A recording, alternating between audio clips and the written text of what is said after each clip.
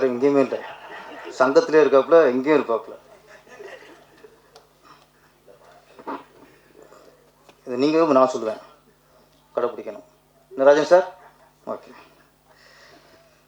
அனைவருக்கும் வணக்கம்.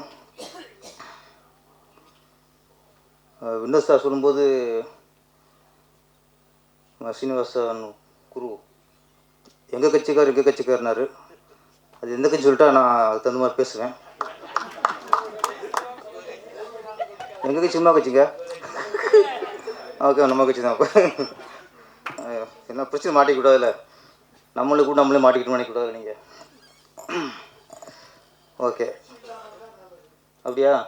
நம்ம சினிமா கட்சி அதான். அப்புறம் இந்த இசையை வெளியிட்டாவின் நாயகன் பாலமுரளி பாலாவா, மிஸ்டர் பாலா, மியூசிக் டைரக்டர். அவர் சூழ்நிலையால் இங்கே வர முடியலை. ஓகே, இருந்தாலும் எல்லோரும் அவரை வாழ்த்துவோம். இன்னொருத்தர் சூழ்நிலாம் நல்லா இருந்தும் தயாரிப்பாளர் கெஞ்சியும் இயக்குனர் கெஞ்சியும் ஒருத்தர் வரல, கதாநாயகி. இது நிறைய தொடருது. ஏன்னா ஒரு படம் எடுத்து முடித்து வெளியே கொண்டு வரக்குள்ள மிகப்பெரிய சோதனை சந்திக்கிறாங்க தயாரிப்பாளர்கள். பெரிய ஹீரோக்களுக்கே பேசுகிறேன், நம்பர் 1 நம்பர் 2 சொல்கிற ஹீரோக்களுக்கே அத்தனை கோடி, 100 கோடி 200 கோடிங்கிறாங்க. கோடிக்கான ரசிகர் இருக்காங்க. இருந்தாலும் அவங்களே ஒரு இசை வெளியீட்டில் வச்சு அது ஒரு ஹைப்பை உருவாக்கி தான் வசூலை பார்க்க முடியாது. அப்படி தான் சினிமா இருக்குது. பெரிய ஹீரோவுக்கு அப்படி இருக்கும்போது சின்ன படங்களுக்கு இந்த சின்ன பட கதாநாயகெல்லாம் ஒத்துழைக்கணும், இசை வெளியீட்டில் வரணும். அது தயாரிப்பாளர் சங்கம் வந்து கொஞ்சம் அதெல்லாம் ஒரு கடுமையான நடவடிக்கை எடுக்கணும். எல்லாத்துலேயுமே லேசை விட்டுருந்தா சின்ன பிடிச்ச ரொம்ப பாதிப்பு உள்ளாவாங்க. ஒரு இசை விட்ட வைக்கிறா இருந்தால் அது முடிஞ்சு தான் சம்பளத்தை நீங்கள் கிளியர் பண்ணணும். ஒரு அமௌண்ட்டை பிடிச்சி வச்சுக்கணும், ஒரு 20% பிடிச்சி வச்சுங்க. 10 லட்சம் பேசிடலாம், 8 லட்சம் கொடுங்க, 2 லட்சம் இசை வீட்டில் வந்ததுக்கப்புறம் ஆடியோ ரிலீஸ் முடிஞ்சு கையோடு வாங்கிட்டு போகணும், செக்கை காட்டுங்க ஃபஸ்ட்டு. அப்போ தான் சரியாக வரும். நீங்கள் படத்தெல்லாம் கொடுத்துட்டிங்கன்னா நமக்கு தண்ணி காட்டுவாங்க. அவங்க படத்தை தண்ணி காட்டியிருக்காங்க லேடிஸு, அது அதுக்கு அப்புறம் வரேன். அதனால் இது அப்போ நேற்று இயக்குனர் ரொம்ப வேலை விட்டு சொன்னார். சார் எல்லோரும் சொல்கிறான் சார், என்ன வெளியூர் இருக்காங்க, வர ஃப்ளைட் டிக்கெட் போக ரெடியாக இருக்காங்க, தங்குறதுக்கு ரூம் போட்டு கொடுக்க ரெடியாக இருக்காங்க, மற்ற சாப்பாடு வசதி இங்கே கார் எல்லாம் இருக்குது சார். கதாநாயகி மனசு இல்லை சார், நம்ம நடித்த படத்துக்கு இசை வீட்டில் கலந்துக்கணும் மனசு இல்லை. அதனால என்ன சொல்கிறேன், இங்கே வந்த ஹீரோ மற்ற கதாநாயகி எல்லாருக்குமே மனமார்ந்த நன்றி, மதிச்சு வந்துருக்காங்கல்ல.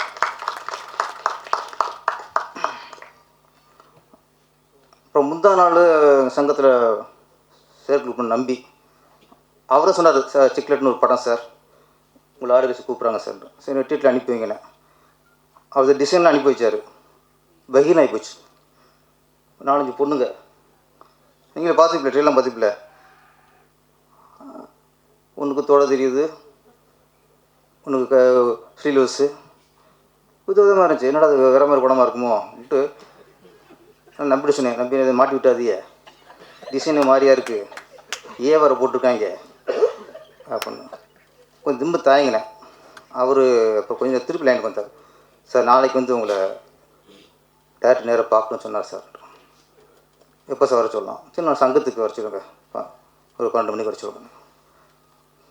கரெக்டாக வந்தாங்க. வந்துட்டு இந்த படத்தை பற்றி விஷயத்த டைரக்டர் சொன்னார். சொல்லும்போது அப்போ முடிவு இந்த மாதிரி படத்தை நம்ம போகணும் அப்படின்னு. ஏன்னா நாட்டுக்கு தேவையான விஷயம். இந்த இப்போ உள்ள ஜென்ரேஷனுக்கு 2K கிட்ஸுங்கிறாங்கள, 2K கிட்ஸுக்கு தலைவர் வந்து இப்போ ராஜன் சொல்லிட்டாங்க, ராஜன் சார்ன்ட்டு. அவர் வந்து AK-47 கிட்ஸ் அவர்லாம். அவர் சொல்லும்போது நல்ல விஷயம் சொல்ல வர்றாரு. அப்போ நான் யோசித்தேன், சரி இப்போ நல்ல விஷயம் சொல்ல வர்றாரு, அது முக்கியமாக பேரண்ட்ஸ் வந்து எவ்வளோ உஷாராக இருக்கணும், தன்னுடைய பசங்கள் விஷயத்தில் எவ்வளோ கவனமாக இருக்கணும் அப்படின்னு சொல்ல வர்றாரு. அப்போ ஏன் இப்படி ஒரு டிசைன், இப்படி ஒரு ட்ரெய்லர் அப்படின்னு யோசிச்சா அப்போ தான் தெரிஞ்சு டேரக்டர் எவ்வளோ புத்திசாலின்ட்டு. இப்போ ரொம்ப இப்போ நாங்கள் கிழக்காசல் மாதிரி திருப்பாச்சி டிசைன் போட்டுக்குள்ளே ஒருத்தன் உள்ள வர மாட்டான். என்னடா அது ரேவதி மாதிரி ஃபுல்லாக இழுத்து மூடிக்கிட்டு சேலையை கட்டிட்டு நின்று வச்சுக்கல, யார் வருவா? பார்த்தாரு இப்போ உள்ள ஆளுக்கு எப்படி இருக்காங்க, நீங்கள் முதல்ல எப்படி தேட்டரில் உள்ளே கொண்டு வரணும், முதல்ல உள்ளே கொண்டு வருவான், அப்போ நம்ம கருத்தை சொல்லுவோம்னு முடிவு பண்ணியிருக்காரு. அதனால முதல் இந்த ட்ரெயிலர் இந்த டிசைன்லாம் காரணமே நமக்கு திருறாங்களாம் பசங்க எங்கடா அப்படி திருறாங்கல்ல, அவங்க உள்ளே கொண்டு வரக்கான விஷயந்தான் இந்த ட்ரெய்லரும் வந்துட்டு கேட்டு வாங்கியிருப்பாங்க கூட இருக்கு. ஏன்னா இப்போ உள்ள 2K கிட்ஸை புரிஞ்சு வச்சுருக்காரு டைரக்டர் ராஜன் சார்லாம் புரிஞ்சு வச்சுருக்காரு. அதனால் அதாவது உண்மையாக நான் பொய்யிலாம்ல, ஏன்னா நடந்த விஷயமே சொல்லிக்கிறேன் நான். ஏன்னா இப்போ பசங்க அப்படி இருக்காங்க. இந்த படம் நான் அந்த கதை இந்த விஷயத்தை கேட்டதுக்கப்புறம் இது வந்து 2K கிட்ஸு பார்க்குறாங்களோ இல்லையோ, பெற்றவங்க பார்க்கணும் சார், பெற்றவங்க பார்க்கணும். ஏன்னா அவங்க தான் எனக்கு ஏமாளியாக இருக்காங்க. குழந்தைகளை படிக்க வச்சுட்டு அவங்க அறிவாளி நினைக்கிறது, நம்மளோட பசங்க திறமைசாலி நினைக்கிறது, அப்படியே அவங்களுக்கு ஃபுல் ஃப்ரீடம் கொடுத்துருது. இதனால இன்றைக்கி நாடு சீரழிது. இன்றைக்கி அப்போ பார்க்க வேண்டியது பெற்றவங்க தான். எப்படி பசங்களை கண்காணிக்க, ஏன்னா இன்றைக்கி அப்பா அம்மா எப்படி ஏமாத்துங்கிற வித்தை நல்லா தெரியுது பசங்களுக்கு. இன்றைக்கி ஒரு சில பொண்ணுங்கள்லாம் நிறைய பார்க்குறேன், அதோட பொண்ணுங்களை ஃப்ரெண்ட்ஸாக கூட்டு வரதை விட 4 பசங்களை கூட்டுது பாய் ஃப்ரெண்ட்ஸுன்ட்டு. அவங்கள உத்தமனை சித்தரிக்கிறது.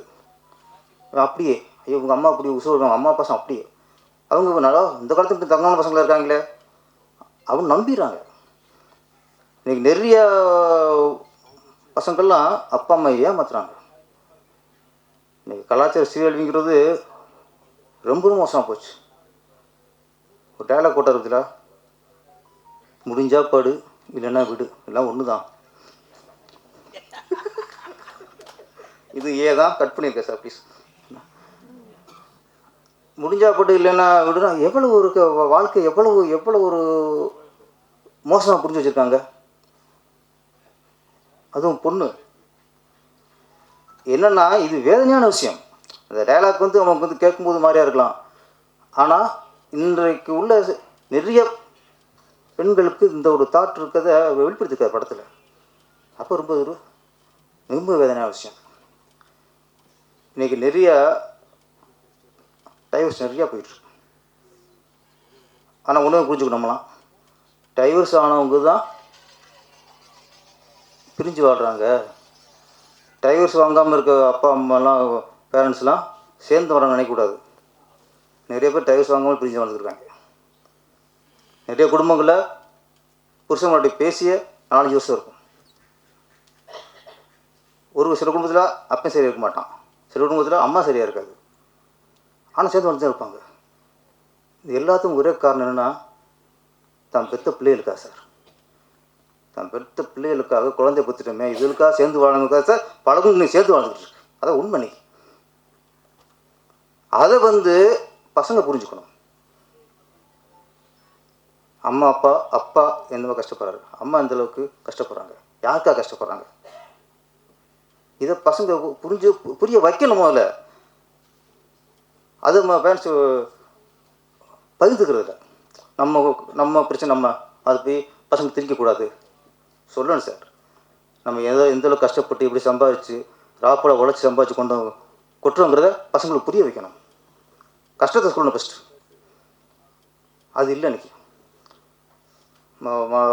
நண்பர் மனைவி பொன்மாணிக்கம் அன்புள்ள அம்மான ஒரு புக்கு, நிறைய பிரபலங்கள் வந்து தன்னுடைய அம்மா பற்றி எழுதியிருந்தாங்க. அதில் நானும் ஒரு பாட்டு எழுதியிருந்தேன். அதில் ஒருத்தர் பதிவு ஒன்றது இன்றைக்கி என் மனசில் இருக்குது. என்ன, ஒரு பிரபலம் தான் அவங்க, ஒரு அம்மா, அவர் கணவன் சரியில்லை, வெளியே நிறைய பெண்கள் தொடர்பு, சில நேரங்களில் வீட்டுக்கே பெண்களை கூட்டி வர்றது, இது இந்த பொண்ணுக்கு தெரியுது.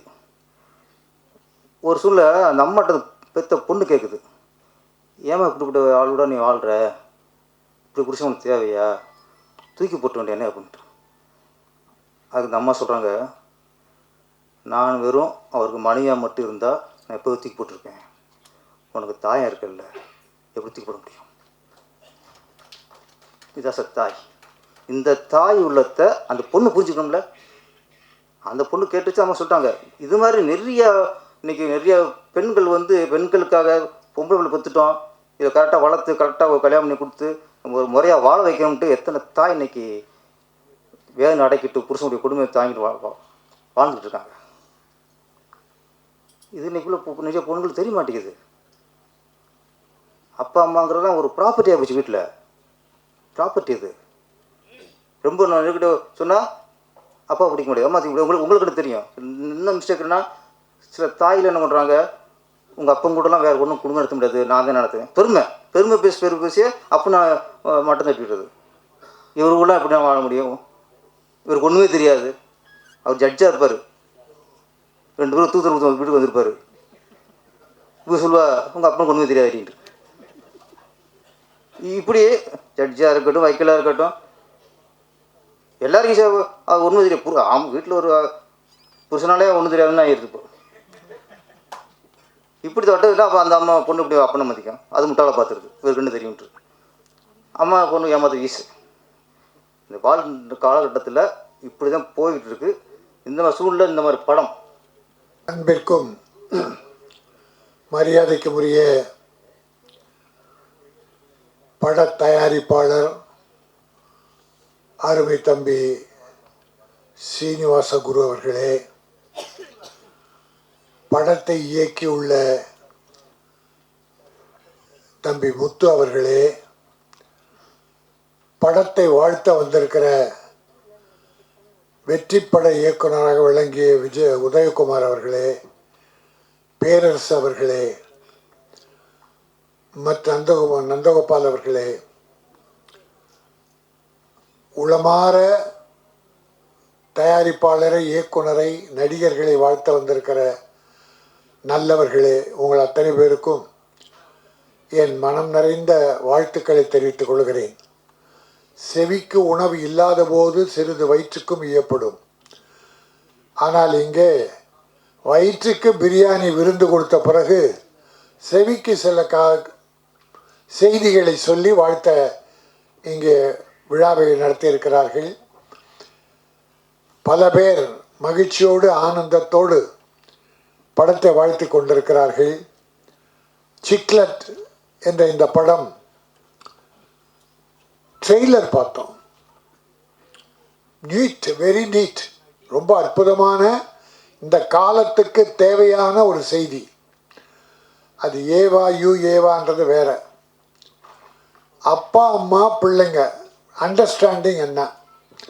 அப்பா அம்மா சொல்கிறத பிள்ளைங்க கேட்குறாங்களா, பிள்ளைங்க சொல்கிறத அப்பா அம்மா கேட்குறாங்களா என்ற பிரச்சனையை அடிப்படையாக ஒவ்வொரு குடும்பத்தில் நடக்குது.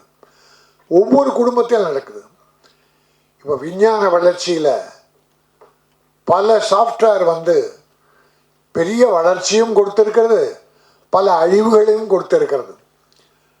நீங்கள் உதாரணமாக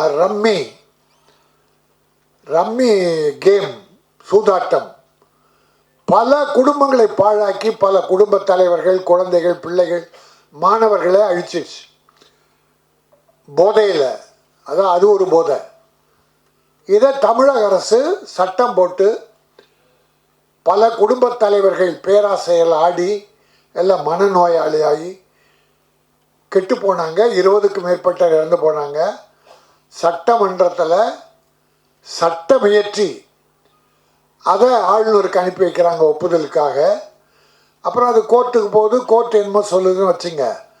ஆனால் அந்த ஆளுநர் இந்த கேம்பிளிங் நடத்துகிற அந்த முதலாளியோடு பேசுகிறார். அதுக்கப்புறம் தான் எந்த வகையில் நியாயம்? குடும்ப ஷூட்டிங் ஊரில் எடுத்தோம். ஊரில் இப்போ சென்னையில் ஃபுல்லாக மழை, தயாராக இல்லை, எடுத்தோம். எல்லாத்தையுமே மேனேஜ் சில நடக்குது. ஒரு ஜட்ஜு ஒரு தீர்ப்பு கொடுத்துருக்கார், சுப்ரீம் கோர்ட் ஜட்ஜ். குடும்ப கலாச்சாரம் எங்கேருந்து கெட்டு போகுதுன்றதுக்காக இந்த சின்ன உதாரணம் சொல்கிறேன். ஒரு தீர்ப்பில் ஒரு ஜட்ஜு தீர்ப்பு கொடுக்குறாரு கணவன் மனைவியில். அந்த மனைவி விருப்பத்தோடு இன்னொருவரோட போனால் அது தப்பு இல்லையா? Judgment Supreme Court. இதுவா நம் கலாச்சாரம் எப்படி சீர்கெட்டு போச்சுன்னு இருக்கு. அதுக்காக 1-2 உதாரணத்தை கேள்விப்பட்டதை சொன்னேன். ஏன்னா இது ஒரு அருமையான சப்ஜெக்ட், தேவையான சப்ஜெக்ட். இன்னொன்று தாய் பாசம் தந்தை பாசம் எப்படி இருக்குன்றதுக்கு ஒரு சின்ன உதாரணம். சமீபத்தில் ஒரு குடும்பத்தில் நடந்தது. அப்பா அம்மா கஷ்டப்பட்டு பிள்ளைய படிக்க வச்சு கல்யாணம் பண்ணி ஒரு குழந்தை இருக்குது. இப்போ அப்பா இல்லை, அம்மா தான் இருக்காங்க இந்த குடும்பத்தில். 8 வருஷமாக அந்த வீட்டில் நாய் இல்லை, தாய் தான் இருந்தாங்க. இந்த கணவன் மனைவிக்கு பிள்ளைக்கு, இந்த அம்மாவுடைய பிள்ளைக்கு ஒரு நாய் வளர்க்கணும்னு ஆசை. அந்த ஒரு குழந்தை இருக்கு அவங்களுக்கு, ஒரு பெண் குழந்தை. அவன் என்ன சொல்கிறான், நாய் வாங்க போகிறேன். அம்மா சொல்கிறாங்கப்பா வானப்பா, ஃப்ளாட் வீடுப்பா, வேறு எங்கே கிரவுண்டு கூட இல்லை, நாய் அங்கே இங்கே ஓடும், முடி உதிரும், வேணாப்பா அப்படின்னு அம்மா ஒரு அட்வைஸ். அவங்க ஒரு பேராசிரியர், ஒரு கல்லூரியில் பேராசிரியர் இருந்து ரிட்டையர்ட் ஆனவங்க. நாய் வேண்டாம்ப்பா, பாசம் வைப்போம், அதனால் வேண்டாம். அந்த பிள்ளை என்ன திரும்ப சொன்னாங்க, அம்மா எங்களுக்கு நாய் கண்டிப்பாக வேணும், உனக்கு இஷ்டம் இருந்தால் இரு, இல்லைன்னா போயிடு. சத்தியமாக சார் 6 மாதம் ஆச்சு சார். நாய் வேணுமா சார், பெற்ற தாய் வேண்டாமா சார்? என்ன சார் கலாச்சாரம், எங்கே போகுது? அதுக்கேற்ற மாதிரி நம்ம ஃப்ளாட் வீடு புள்ள ஒரு ரூமில், மனைவி கணவன் ஒரு ரூமில், பொண்ணு ஒரு ரூமில், எல்லாரும் எப்பாவது ஒரு தடவை தான் ஹாலில் இருப்பாங்க. பிள்ளைக்கு ஒரு ஃபோன் வருது, செல்ஃபோனு, அம்மாவுக்கு ஒன்று, அப்பாவுக்கு ஒன்று, பையனுக்கு ஒன்று வருது. 4 பேரும் ஃபோன் எடுத்துக்கிட்டு ஒருத்தன் மாடிக்கு போகிறான், ஒருத்தன் வராண்டா போகிறான், ஒருத்தன் தெருவுக்கு போகிறான், அம்மா சமையல் கட்டில் போகிறாங்க. அண்டர்ஸ்டாண்டிங் இல்லை, என்ன பேசுகிறான்னு யாருக்குமே தெரியல. இப்போல்லாம் முன்ன அப்பா அம்மா மாப்பிள்ளை பார்த்து பொண்ணு கல்யாணம் வச்சு நிறைய நடந்தது, நல்ல பண்பாடு. ஆனால் இப்போது அப்பா அம்மா பொண்ணுக்கு மாப்பிள்ளை பார்க்குறாங்க, திடீர்னு இந்த பொண்ணு ஒரு மாப்பிள்ளையை கூப்பிட்டு அப்பா இவர் தான் என் புருஷன், கல்யாணம் முடிச்சுட்டு நிற்கிறான் சார், அப்பா அம்மா ஒன்றும் இல்லை. ஏன்னா நம்ம எல்லாம் ஃபேமிலிஸாக இருக்கோம். அதுக்காக ஒரு சின்ன 2 வருத்தத்தை பகிர்ந்துக்கிட்டேன். இந்த கதை ஒரு அற்புதமான மேட்ரை குடும்பங்களுக்கு சொல்கிற ஒரு அற்புதமான விஷயம். அதை முத்து என் தம்பி பிரமாதமாக பண்ணியிருக்கீங்க தம்பி, நல்லா பண்ணியிருக்கீங்க. சீனிவாச குரு ப்ரொடியூசர் இந்த படத்தை துணிச்சலாக எடுத்திருக்காரு. அதில் கூட அவர் வேற ஒரு படம் ட்ரை பண்ணாராம். இந்த கதையை பொண்ணுக்கிட்ட சொல்ல அந்த பொண்ணு அப்பா இதான் எடுக்கணும்னு சொல்லிச்சான். அதனால் இந்த படம் வெற்றி பெறும். ஏன்னா இந்த காலத்து பிள்ளை எப்படி வாழணும் குடும்பத்தோடுன்ற விரும்பி தான் இதை மக்களுக்கு சொல்லணும்னு அது அப்பாவுக்கே இந்த படத்தை எடுங்கன்னு சொல்லியிருக்கு. அந்த அப்பா பொண்ணு பேச்சை கேட்டான் பார், குரு நீ வாழ்க, அப்பா வாழ்க, அம்மா வாழ்க, பிள்ளைகள் வாழ்க. ரொம்ப அற்புதமான விஷயம். ஒரு வீட்டில் புருஷன் பொண்டாட்டி இருக்காங்க, பொண்டாட்டி சமையல் ரூமில் இருக்கான், புருஷன் பெட்ரூமில் இருக்கான். புருஷன் ஃபோன் பண்ணுறான் பொண்டாட்டிக்கு, பெட்ரூம்லேருந்து ஃபோன் பண்ணால் என்னது, நீங்கள் தொடர்பு கொள்பவர் தொடர்பு எல்லைக்கு அப்பால் உள்ளார். எங்கே ஒரு 50 அடி தூரம் தான். இன்னொரு ஃபோன் போட்டான், என்னடா இவளை காணன்னு. நீங்கள் தொடர்பு கொள்பவர் வேறு ஒருவருடன் தொடர்பில் இருக்கிறார். புருஷன் பொண்டாட்டிக்கு அங்கே ரகலை வராது. அப்படி ஆயிடுச்சு. இப்போது மனசெல்லாம் மாறி போச்சு, ஒத்த மனம் இல்லை. அந்த கூடத்தில் 16 பிள்ளைகளை வச்சு பாட்டி சாதம் உருட்டி கொடுக்கும், 16 பிள்ளைங்க கையில் வாங்கும். அந்த காலம் போய் பெத்த அப்பா அம்மாவுக்கு பிள்ளைகளுக்கே இப்போ தொடர்பு இல்லாமல் போச்சு. இந்த காலத்துக்கு தேவையான ஒரு அற்புதமான படம் சிக்லட். இந்த படம் நிச்சயம் வெற்றி பெறும். ஏன்னா இப்போ சின்ன படங்கள் சில வெற்றி பெறும், ஜனங்கள் ஏற்றுக்கிறாங்க, பார்க்குறாங்க. டாடா, குட் நைட், இருகப்பற்று, போர் தொழில், இப்படி இன்னும் ஒரு 10 படம் இருக்குது இந்த வருஷத்தில் வெற்றி பெற்ற படங்கள். அதில் இன்னொன்று, இந்த ஹீரோவை பண்ண தம்பி அப்போ ஏதோ ஒரு 50 படம் ஹீரோவை நடித்த மாதிரி ஒரே ஷாட்டில் அவ்வளோ பெரிய டைலாக்கை பிரமாதமாக பண்ணியிருக்கான். அது டைரக்டருடைய திறமை, அந்த தம்பியுடைய திறமை. அவர் தெலுங்காக இருந்தாலும் சரி, தமிழாக இருந்தாலும் சரி, தெலுங்கும் எங்கள் சகோதரர்கள் தான். தமிழ் மீது நன்றி உள்ள வரை தெலுங்கு நாங்கள் வரவேற்போம்.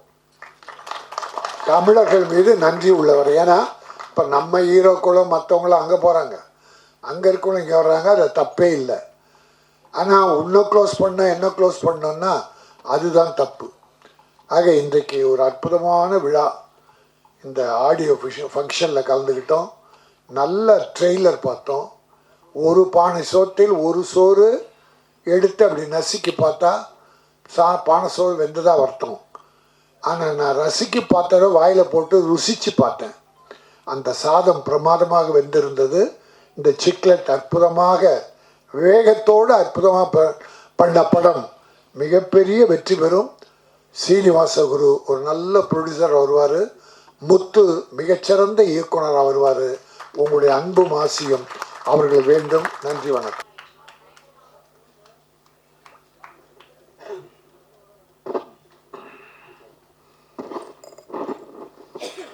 அனைவருக்கும் மாலை வணக்கம். மத்தியானம் ஆரம்பிச்சது. சூப்பரான டைட்டில். வந்த உடனே ஒரு பேக்கெட் சிக்லெட் கொடுத்துருந்தா இவ்வளோ பேர் பேசும்போது நானும் ரொம்ப நேரம் மென்னுட்டு இருந்திருப்பேன் இல்லையா? எல்லாத்துக்கும் ஒரு பேக்கெட் சிக்லெட் கொடுத்துருந்துருக்கலாம். நிறைய பத்திரிகை நண்பர்கள் கிளம்பிட்டாங்க. அவங்களுக்கு வேறு வேறு அப்பாயின்மெண்ட் இருக்குன்னு நினைக்கிறேன். இந்த திரைப்படத்தை பற்றி நான் பேசுகிறதுக்கு ஒன்றுமே இல்லை. என்ன எல்லாம் பேசிட்டாங்க. இயக்குனரில் ஆரம்பித்து, தயாரிப்பாளரில் ஆரம்பித்து, நம்ம பேரரசு ஒரு அருமையான நிறைய நல்ல விஷயங்களை பேசினார். முத்தாய்ப்பா அண்ணனும் பேசிட்டார், ராஜ் அண்ணன். இனிமேல் திருப்பி நம்ம என்ன பேசுறதுக்கு என்ன இருக்குது? ஆனால் ஒரே ஒரு விஷயம், வர்றவங்கெல்லாம் ரொம்ப நேரம் பேசக்கூடாதுன்ட்டு கொஞ்ச நேரத்தில் பேசிக்க போகிறேன்னு சொல்கிறதுக்கே ரொம்ப நேரம் எடுத்துக்கிட்டார் அவர். ரொம்ப நேரம் பேசிட்டு நான் இப்போ தொடங்குறேன் அப்படின்றார். அதுக்கப்புறம் யாரும் கைத்தட்டலையா? கைத்தட்டுறது ரொம்ப நல்லதுன்னு சொல்லி கைத்தட்டு வாங்கிறதுக்காக ட்ரை பண்ணுறாரு. இந்த மாதிரி அதை சொல்லிட்டு அவர் ஒரு 3/4 மணி நேரம் பேசுகிறாரு. நல்ல வேலை நான் சாப்பிடாம வந்தேன். கடைசி நேரத்தில் நம்ம நம்பி அவர்கள் ஒரு டப்பாவில் வெஜிடேரியன் கொண்டு வந்து என்கிட்ட கையில் கொடுத்தாரு. அதை சாப்பிட்டுக்கிட்டு இருந்தேன். இல்லைன்னா நம்மளுக்கு மயக்கம் வந்திருக்கும். படத்தை பார்த்து மயங்க வேண்டிய விழிகள். ராஜண்ண சொன்ன மாதிரி செவிக்கு உணவில்லாத போது சிறிது வயிற்றுக்கு மியப்படும்ன்றதை மாற்றி வயிற்றுக்கு சாப்பாட்டு கொடுத்தாங்க. அதுக்கப்புறம் செவிக்கில் கண்ணுக்கு விருந்து அளித்திருக்கிறார்கள். கண்ணுக்கு எப்படிப்பட்ட விருந்து! எல்லாம் யார் இளைஞர்கள் இல்லை, நம்ம எல்லாருமே இளைஞர்கள் தான். ஆசை இல்லாத மனுஷனே கிடையாது. அதனால் இந்த ட்ரெய்லருக்கு ஒரு ஹேட்ஸ் ஆஃப், ஒரு கைத்தட்டிடுவோம், உண்மையான கைத்தட்டு. டைரக்டர் முத்து உண்மையிலுமே அதாவது ஒரு தயாரிப்பாளரே பாராட்டுற அளவுக்கு ஒரு டைரக்டர் இருக்கிறாருன்னா அந்த தயாரிப்பாளருக்கும் நன்றி, அந்த இயக்குனருக்கும் பாராட்டுகள். ஏன்னா தயாரிப்பாளர் வேற ஒரு படத்தை தூக்கி போட்டு இந்த கதையை கேட்டு, அதுவும் அவருடைய புதல்வி சொல்ல, ஏன்னா நீ மிகப்பெரிய தயாரிப்பாளி நீ ஆயிடுவேன். இந்த படம் எப்படியெல்லாம் சிரமப்பட்டு எடுத்தோம், என்ன மேட்ரு அப்படின்னு சொல்லி டைரக்டர் சொன்னார். இன்னைக்கு அது பெரிய விஷயம் இல்லை. இந்த 20 கிட்ஸு, 2K கிட்ஸு, 5K இதெல்லாம் ஒன்றும் கிடையாது. நம்ம வளர்க்குறோம், அவ்வளோதான். நம்ம அப்போ தெரியாமல் பண்ணதை இப்போ தெரிஞ்சு பண்ணுறாங்க, அவ்வளோதான். கரெக்ட் தானே? நம்ம என்ன ஒன்று பண்ணியிருப்போம். ராஜண்ணே நீங்கள்லாம் சும்மாவாக இருந்திருப்பீங்க. சும்மா இங்கே நம்மலாம் ரொம்ப நல்லவங்க, நம்மளாம் பேரண்ட்ஸ் எல்லாம், எல்லா பேரண்ட்ஸுங்களும் அப்படித்தாங்க. வாய்ப்பு கிடைக்காதனால மட்டும்தான் ஒருத்தன் யோகியமானவனாக இருந்திருப்பானே தவிர, வாய்ப்பு கிடைச்சா எல்லாரும் விளையாடுவாங்க. இதுதான் உண்மை. எனக்கு தெரிய எனக்கெல்லாம் வாய்ப்பு கிடைக்கல ஜாஸ்தி. அதனால இதை நான் ரொம்ப ரசிக்கிறேன்.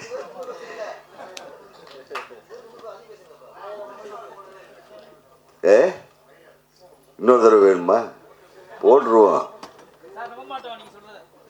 பத்திரிகை நண்பர்களின் வேண்டுகோளுக்கு நான் தயாரிப்பாளரையும் இயக்குனரையும் வேண்டி விரும்பி கேட்டுக்கொள்வது, நானும் இன்னும் ஒரு தடவை பார்த்துடுறேன். என்ன டைரக்டர்,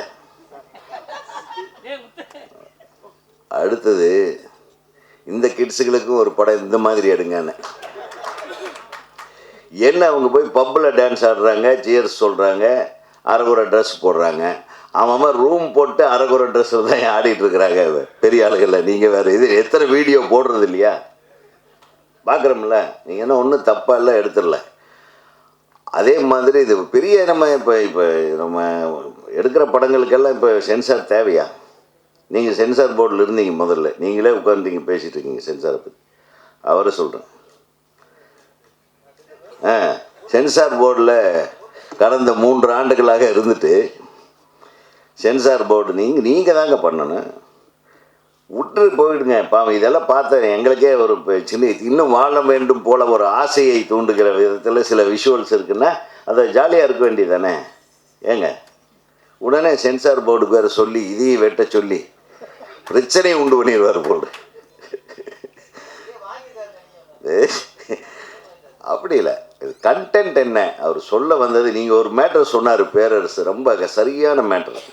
அதாவது இப்படி இருந்தால் தான் அந்த இளம் வயது பசங்க பொண்ணுங்கெல்லாம் தேட்டருக்கு வருவாங்க. இப்போ ஆன்லைன் புக்கிங் பண்ணிட்டு வர்ற பொண்ணுங்க பசங்க தான் இன்றைக்கி தேட்டருக்கு வர்றாங்க. உண்மையாகவே யார் ஐடியில் வேலை செய்கிறவங்க, காலேஜில் படிக்கிறவங்க, இவங்களாம் படம் பார்க்க வைக்க வேண்டும் என்றால் அவங்களுக்கு இந்த ட்ரெய்லர் கண்டென்ட் இம்பார்ட்டண்ட். படத்தில் கண்டென்ட் இருக்கான்றது கூட விட்டுருங்க, அவங்கள தேட்டருக்கு கூப்பிடுக்குன்னா ட்ரெய்லருக்குன்னு ஒரு கண்டென்ட் இருக்குது.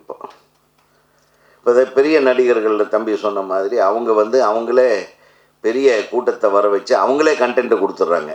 ஏதோ ஒருத்தர் திட்ட வேண்டியது, ஏதோ ஒன்று பண்ண வேண்டியது, ஏதோ ஒரு கமெண்ட் அடிக்க வேண்டியது, அது புயல் மாதிரி கிளம்பி. இந்த படத்தில் என்ன தான் சொல்லியிருக்காங்கன்னா படத்துக்கு அவங்க பேசுறதுக்கு சம்மந்தமே இருக்காது. எப்படியெல்லாம் ஏமாத்துறாங்க. இவர் என்ன பண்ணிட்டார் பாவம், நேர்மையாக காட்டியிருக்காரு. ஆக இந்த நேர்மை வெற்றி பெறணும். கரெக்ட் தானே? நம்ம போய் சொல்லி இன்றைக்கி குழந்தைங்க அப்படித்தான் இருப்பாங்க. நீங்கள் பேரண்ட்ஸ் என்ன பண்ணாங்க, அண்ணன் அழகாக சொன்னாங்க. பேரண்ட்ஸ் என்ன பண்ணுறாங்க, குழந்தைங்கள கொண்டு போய் ஸ்கூலில் விட்டுட்டு வந்துட்டு அப்புறம் எஸ்கேப் ஆகிடுவாங்க. அதாவது குழந்தைங்கள பள்ளிக்கூடத்தில் கொண்டு போய் விட்டுட்டு வீட்டுக்கு வந்த உடனே ஒரு பெரிய நிம்மதி பெருமிச்சு விடுவாங்க. புரியுது உங்களுக்கு? அப்புறம் இவன் சுதந்திரமாக தெரியும், இவன் என்ன பண்ணுறான்னு சாயந்தரம் வரலும் தெரியாது. திருப்பி அந்த 3:30 மணிக்கு குழந்தைய பிக்கப் பண்ண போகும்போது வரையில் சிரிப்பு, அந்த சிரிப்பு மட்டும்தான் அந்த உலகத்தில் காசு கொடுத்து வாங்க முடியாது. அந்த குழந்தைங்க மட்டும் உள்ளுணர்வோட பாசத்தோடு நம்ம பராமரிக்கிறோமா? குழந்தைங்களையே குற்றம் சொல்லக்கூடாது. நீங்கள்லாம் கரெக்டா?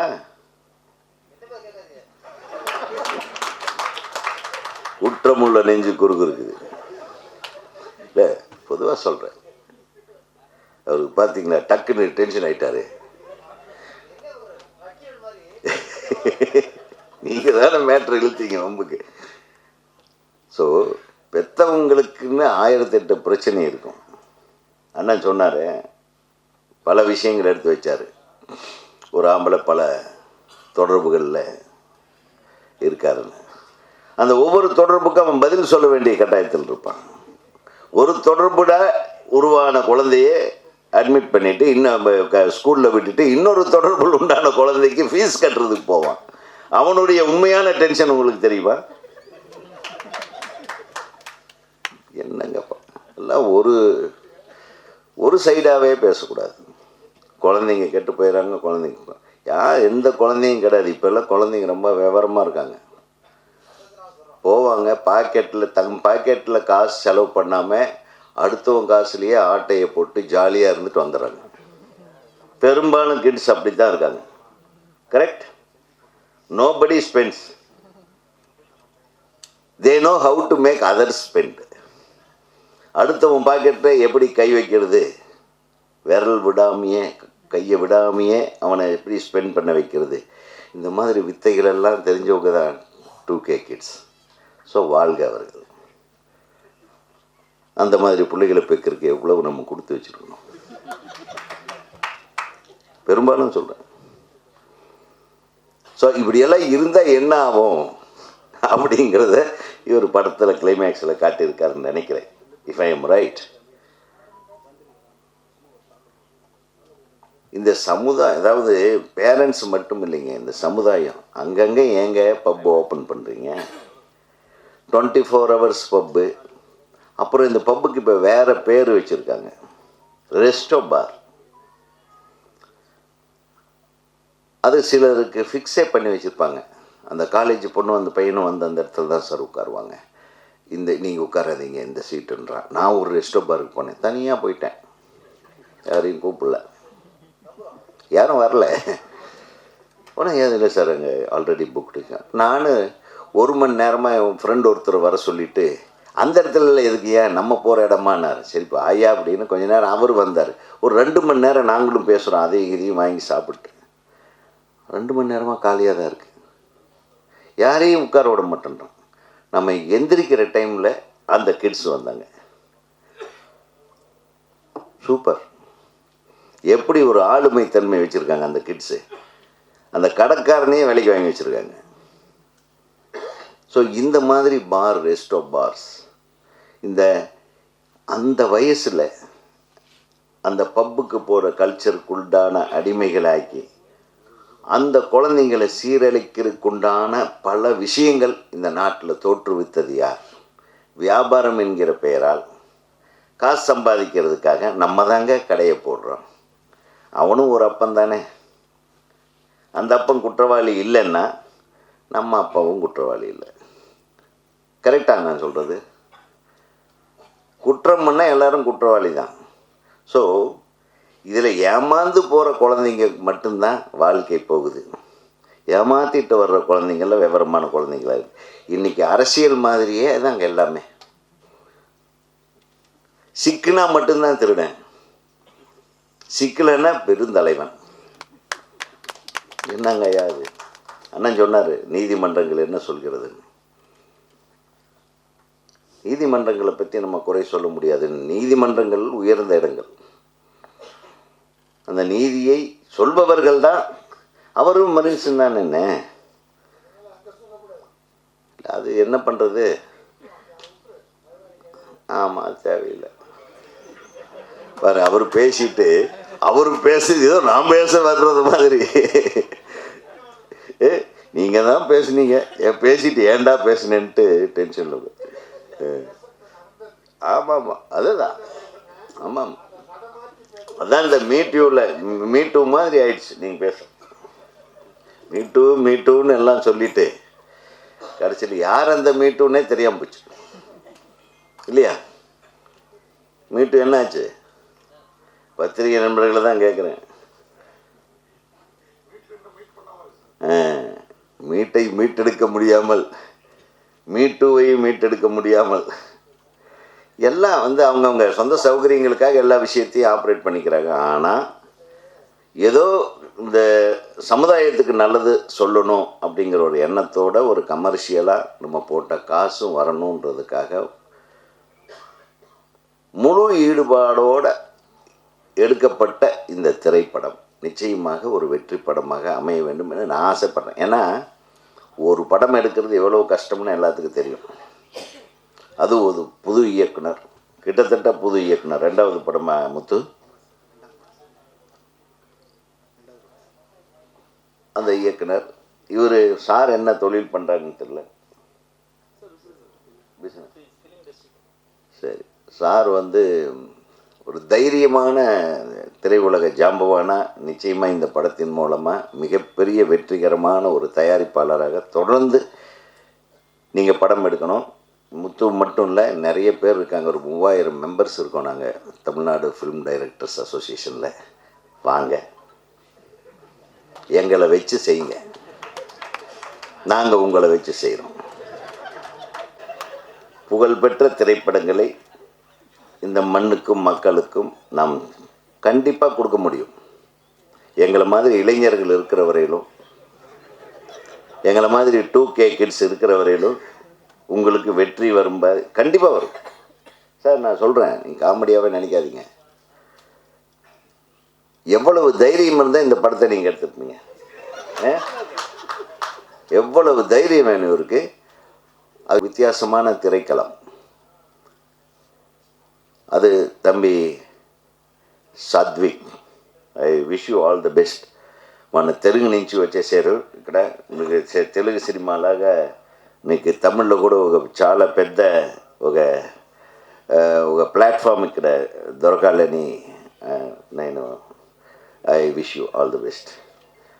அதே மாதிரி ஜாக் டேனியலா, எங்களுக்கு தெரிஞ்சது ஜாக் டேனியல் தான். ஜாக் ராபின்சனுக்கு கூட வாழ்த்துக்கள். அப்புறம் அமிர்தம், நான் உட்கார்ந்ததே அமிர்தத்துக்கு பக்கத்தில் தானே. Amirtha, wish you all the best. அப்போ அமிர்தம் இல்லாத இன்னும் 2 தேனும் சொக்கத்தங்கமும் வராமல் போன ஹீரோயின்களையும் நம்ம மனமாற வாழ்த்துவோம். ரொம்ப எல்லாம் திட்ட வேண்டாம். சின்ன பிள்ளைகளுக்கு திட்டினா தெரியாது, அவங்களுக்கு லாங்குவேஜ் தெரியாது. கூப்பிட்டதே அவங்க புரிஞ்சதான்னு தெரியல எனக்கு. ஏன்னா இப்போது இங்கே இப்போ எப்படி நிறைய நார்த் இந்தியன்ஸ் தமிழில் பேசிகிட்டு இருக்காங்க. நம்ம தமிழ்காரங்க நம்ம கேட்டால் இங்கிலீஷில் பதில் சொல்லுவாங்க. நம்ம வெஸ்ட் மாம்பலம் சைட்லலாம் போனீங்கன்னா இந்த கடையில் நிறைய தமிழ் ஆளுங்க தான் இருப்பாங்க. கேட்டால் இங்கிலீஷில் தான் பதில் சொல்லுவோம். நோ அதே கடைக்குள்ளே புகுந்து இந்த காய்கறி எல்லாம் எடை போடுறப்போ பொண்ணும் பசங்கள்லாம் பார்த்திங்கன்னா நார்த் இந்தியன்ஸாக இருப்பான். நம்ம கியா கித்துனா அப்படின்னு நம்ம கேட்போம். வேறு வழி இல்லாமல் அவனுக்கு தெரியலையன்ட்டு அவன் சார் தமிழ்லேயே பேசுங்க சார்ன்றான். நாடு இப்படி போயிட்டுருக்குங்க. அடுத்த படம் இதை வச்சு நீ எடுக்கணே, இதே ஒரு வித்தியாசமான படமாக அமையும். எப்படி மொழி நம்மளை எல்லாம் வேறு மாதிரி நம்மளை திங்க் பண்ண வைக்கிது பார்த்தீங்களா? நான் சொல்கிறது புரியுதுன்னு நினைக்கிறேன். தமிழர்கள் ஆங்கிலத்தில் பேசுகிறார்கள்.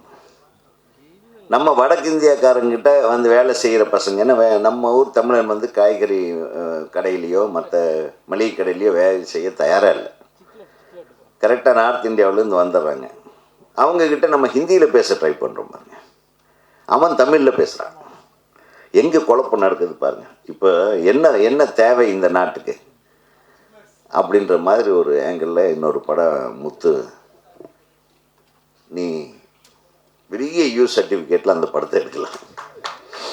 என்ன உன்னோட இது சர்டிஃபிகேட் படமாக இருந்தாலும் இந்த படத்தை எடுத்த அப்படின்னு யாரும் கேட்கக்கூடாத அளவுக்கு எதற்காக இந்த படத்தை எடுத்தேன், எதற்காக இந்த படம் எடுக்கப்பட்டது என்பதை பெரிய அளவுக்கு இந்த மண்ணுக்கும் மக்களுக்கும் புரிய வைக்கும் படமாக இது அமைய வேண்டும். மாபெரும் வெற்றியை இந்த திரைப்படம் பெற வேண்டும். இந்த திரைப்படத்தில் பங்கேற்றிய ஒளிப்பதிவாளர், இசையமைப்பாளர், குறிப்பாக அவருக்கு என்னுடைய வாழ்த்துக்களை சொல்லுங்கள். அவர் பறந்துக்கிட்டே இருக்கட்டும்.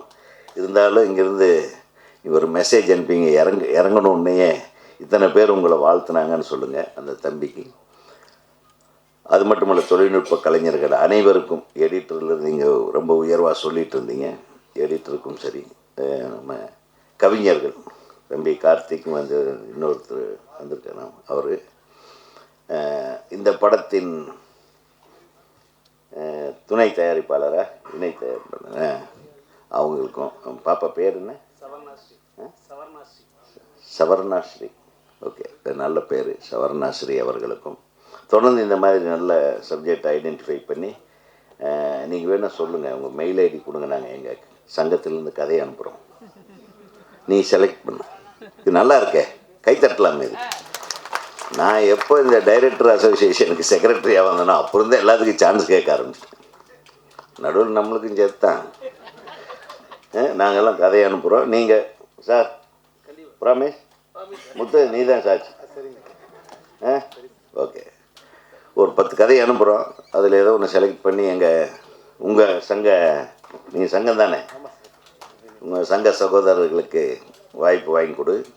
உன்னுடைய திரைப்படம் மாபெரும் வெற்றி அடைய இசையமைப்பாளர்களிருந்து அனைவருக்கும் உன்னுடைய ஒரு விஷயத்தை நான் சொல்ல மறந்துட்டேன். தனக்கு உதவி செய்த அத்தனை பேரோட பெயர்களையும் குறிப்பிட்டான் பாருங்க. அந்த நன்றி மனப்பான்மை உன்னை நிச்சயமாக வெல்ல வைக்கும். அனைத்து தொழில்நுட்ப கலைஞர்கள் மட்டும் இல்லாமல் டிஸ்கஷனில் இருந்தவங்க, நான் கஷ்டப்படும் போது கூட இருந்தவங்க, உன்னுடைய துணை இயக்குனர்கள் ஒவ்வொருத்தர் பேராக சொல்லிவிட்டு அவங்கெல்லாம் தான் டைலாக்கு கான்ட்ரிபியூட் பண்ணாங்க. இப்படியெல்லாம் ஓப்பனாக பேசுகிற நீ கடைசி வரலும் இப்படியே பேசுகிற அளவுக்கு பெரிய படங்களை பண்ணு. அனைவருக்கும் ஒவ்வொருவனுடைய நண்பர்களும் கூடிய விரைவில் இயக்குனர்களாக வர வேண்டும் என்று நான் வாழ்த்தி, இந்த படம் மிகப்பெரிய வெற்றி படமாக அமைய எல்லாம் வல்ல இறைவனை வேண்டி அனைத்து பத்திரிகை ஊடக நண்பர்களும் இவர்களை வெற்றியாளர்களாக மாற்ற உங்கள் உதவியை நான் நாடி விடைபெறுகிறேன். நன்றி, வணக்கம்.